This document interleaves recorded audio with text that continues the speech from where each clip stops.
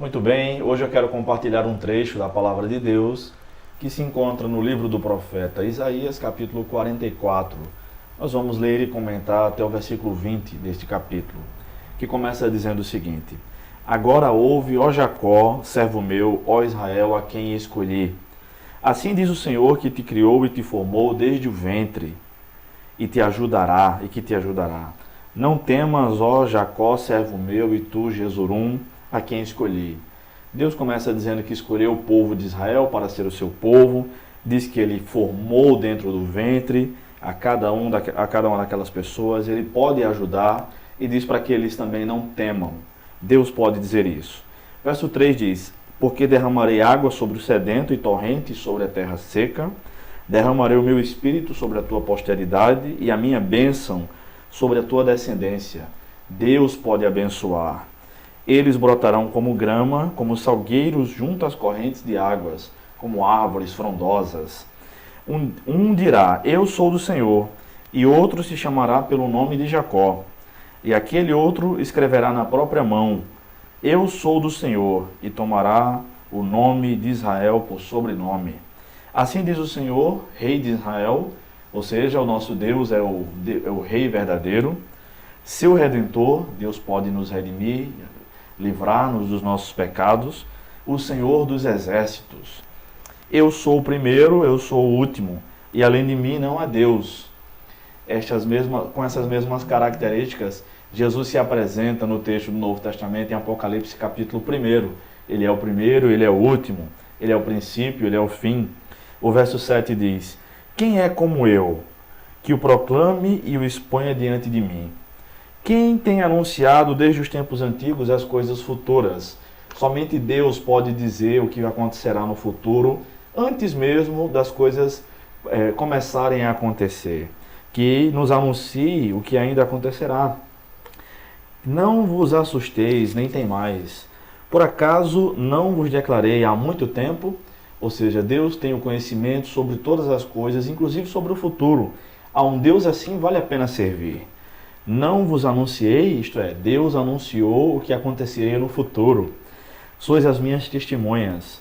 Por acaso há outro Deus além de mim? E aí Deus mesmo responde: não há rocha. Não conheço nenhuma. Deus é o único Deus verdadeiro, Ele é a única rocha eterna sobre o qual os nossos pés estão firmados. Todos os que fazem imagens esculpidas, e agora vem a parte da comparação com as imagens feitas por mãos humanas, não são nada. Todos os que fazem imagens esculpidas não são nada. Os seus objetos mais preciosos não têm valor algum. Suas próprias testemunhas não veem nada, nem entendem para a sua própria vergonha. Quem forma um Deus e funde uma imagem de escultura que não serve para nada. Quem é que faz isso? O ser humano. Aquele que adora muitas vezes o Deus errado, o Deus que ele fez com suas próprias mãos. Mas o verso 11 diz: Todos os seus seguidores passarão vergonha, pois os artesãos são apenas homens. Ajuntem-se todos e se apresentem. Fiquem aterrorizados e sejam todos envergonhados. Aqueles que confiam num Deus, numa imagem de escultura, um Deus feito por mãos humanas, serão envergonhados, porque clamarão e não obterão resposta. Esperarão por esse Deus e não serão auxiliados.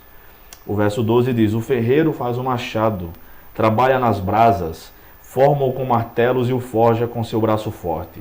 Ele tem fome e lhe dá força, não bebe água e se enfraquece. O carpinteiro estende a régua sobre um pedaço de madeira, esboça um Deus com lápis, dá-lhe forma com formões e o marca com compasso. Finalmente dá-lhe a forma de um homem, conforme a sua beleza, para colocá-lo num santuário.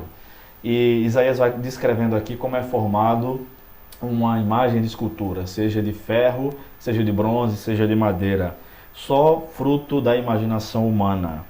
Um homem corta cedros, ou pega um cipreste ou um carvalho, 3 tipos de madeira. Assim escolhe dentre as árvores do bosque. Planta um pinheiro e a chuva o faz crescer. Isso serve para o homem queimar toda uma parte da madeira e com ela se aquece. Toma uma parte da madeira e com ela se aquece. Ou seja, aquela mesma madeira que ele vai usar para fazer uma imagem de escultura serve para se aquecer também. Acende um fogo e assa o pão. Também serve para cozinhar, já que na época não havia fogão a gás, era só a lenha. Também faz um deus e se prostra diante dele. Com a mesma madeira, o homem se aquece, né? Faz uma lareira, faz a comida, assa a comida e faz um deus falso. Fabrica uma imagem de escultura e se ajoelha diante dela. É inútil confiar num Deus assim. Ele queima metade no fogo e com isso prepara a carne para comer. Faz um assado e dele se farta.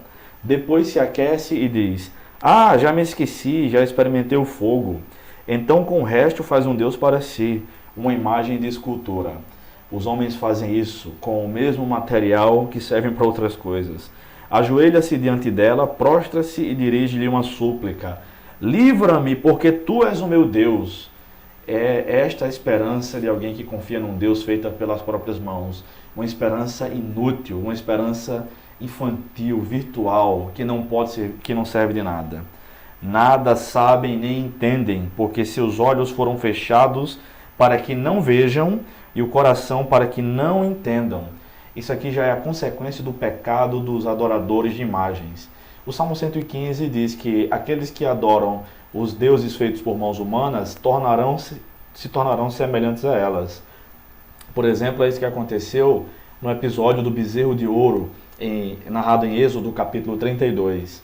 Os homens fizeram para si um bezerro de ouro, disseram que aquele bezerro os havia libertado da terra do Egito, quando em Êxodo capítulo 20 o próprio Deus havia dito que o Senhor é quem havia tirado o povo hebreu da terra do Egito, e adoraram aquele bezerro e misturaram naquela adoração o nome do Senhor, blasfemando o nome do Senhor.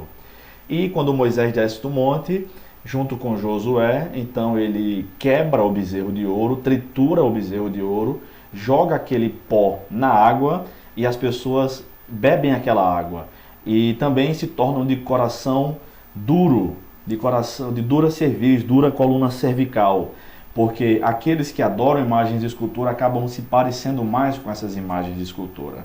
E o povo hebreu se tornou parecido com o bezerro de ouro, obstinado, vai para onde quer, é de dura cerviz, não se prostrava perante o Senhor e literalmente acabou ingerindo aquele bezerro de ouro, que foi triturado por Moisés. No próprio capítulo 32 de Êxodo nós vemos a narração disso, tá?